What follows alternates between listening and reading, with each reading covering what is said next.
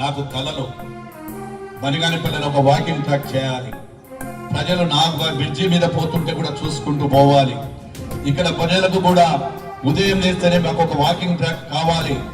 వాటిని కూడా దాదాపుగా 14 కోట్ల రూపాయలతో అనుమతులకు కూడా అడ్మినిస్ట్రేషన్ శాంక్షన్ పంపించాము. ఒక సైడ్కు ఇప్పటికే 6,70,00,000 రూపాయలు శాంక్షన్ అయ్యింది. ఈ జుర్రేరు వాదును కూడా సుందరీకరిస్తున్నాం. నీ మాదిరిగా మోసంతో కాదు, ఏదో ఇళ్ల స్థలాల కోసం కాదు, ప్రజల సౌకర్యం కోసం పనిచేస్తున్నాం. ఈ రోజు ఒక చరిత్ర.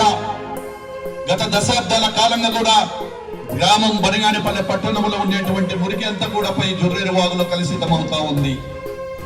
అదే కలుషితంగా వల్ల మన బోర్లలో వచ్చి నీరు కంటామినేట్ అవుతుంది. ఆ నీరు కూడా కలుషితమవుతున్నాయి.